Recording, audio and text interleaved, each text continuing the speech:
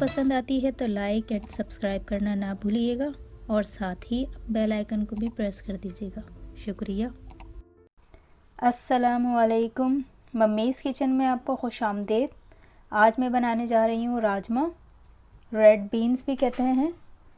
ये मैंने बॉईल करके रख लिए थे। 500 ग्राम्स उबले हुए हमारे पास राजमा है। एक बड़ा टमाटर लिया है मैंने। ये मैंने प्याज पीस के रख लिए, तकरीबन 3 बड़े चमचे हैं। एक प्याज थी। लहसुन अदरक का पेस्ट है 2 चमचे। और ये हम मसाले इस्तेमाल करेंगे। तो चलिए स्टार्ट करते हैं राजमा बनाना। यहाँ मैंने 5 चमचे तेल डाल लिया है और इसमें मैं 1 टीस्पून ज़ीरा डाल रही हूँ। इसको हल्का सा हम फ्राई कर लेंगे। ज़ीरा हमारा हो गया था हल्का सा फ्राई। अब मैं इसमें डाल रही हूँ प्याज। प्याज यहाँ मैंने शामिल कर ली है और इसमें मैं अब शामिल कर रही हूँ 2 चमचे लहसुन अदरक का पेस्ट और इसे हम भून लेते हैं।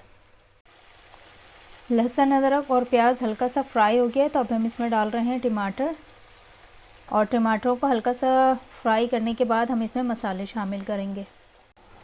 टमाटर जो है वो हमारे भुन गए हैं। अब मैं इसमें नमक डाल रही हूँ 1 टेबल स्पून, 1 टीस्पून हल्दी,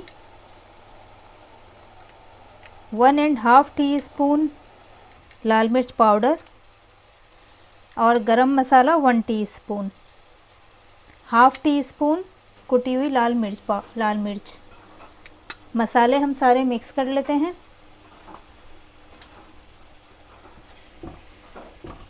मसाले अच्छी तरह से हम भून लेते हैं। भूनने के बाद हम इसमें अपना राजमा शामिल कर देंगे।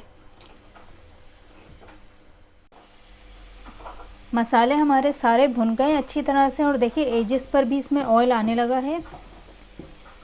तो अब इसमें हम शामिल कर देते हैं राजमा। इसको हम अच्छी तरह से मिक्स कर लेते हैं और इसको तकरीबन 10 मिनट के लिए पकने छोड़ देंगे ताकि अच्छी तरह से सारे मसाले इसमें मिक्स हो जाएं।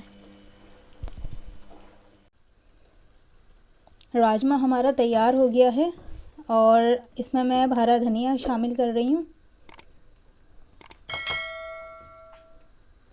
हरा धनिया शामिल कर दें इसमें।